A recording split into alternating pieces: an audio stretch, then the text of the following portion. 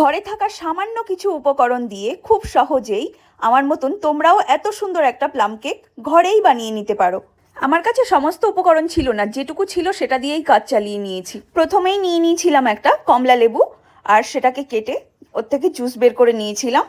এই জুসের মধ্যেই একে একে আলমন্ড, আখরোট, কাজু, কিশমিশ, পামকিন সিডস, সানফ্লাওয়ার সিডস, খেজুর এই সমস্ত কিছু দিয়ে 1 ঘন্টা ভিজিয়ে রাখবো। তারপর লাগবে সুগার সিরাপ। তার জন্য চিনিটাকে গলিয়ে ওর মধ্যে একটু জল দিয়ে একটা সুগার সিরাপ বানিয়ে নিতে হবে। চিনি শিরাটা যখন এই পর্যায়ে আসবে তখন গ্যাসের ফ্লেমটা অফ করে নিতে হবে। অন্যদিকে নিয়ে নেব ময়দা, গুঁড়ো দুধ, বেকিং পাউডার, বেকিং সোডা আর কোকোয়া পাউডার। এই শুকনো উপকরণগুলো মিশিয়ে সাইডে রেখে নেব। অন্যদিকে একটা বাটিতে নিয়ে নেব দুধ, বাটার আর যে সুগার সিরাপটা বানিয়ে রেখেছিলাম ওটাকে একটু সেকে দিয়ে দেব। তারপর এর মধ্যে আমি অ্যাড করব ভ্যানিলা এসেন্স। উপকরণগুলিকে ভালো করে মিশিয়ে নেব। এটাকে মিশিয়ে নেওয়ার পর আগে থেকে বানিয়ে রাখা ময়দার মিশ্রণটি দিয়ে আরও 5 মিনিট ধরে ভালো করে মিশিয়ে নিতে হবে। এরপর লেবুর রসে ভিজিয়ে রাখা ড্রাই ফ্রুটসগুলো দিয়ে আরও একবার ভালো করে মিক্স করে নেব। ব্যাটারের ঘনত্ব এরম থাকলে বুঝবে পারফেক্ট ব্যাটার হয়েছে।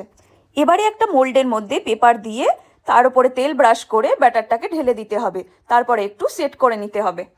ওপর থেকে একটু কিশমিশ, আলমন্ড, কাজু আর পামকিন সিডস দিয়ে ছড়িয়ে ডেকোরেশন করে নেব।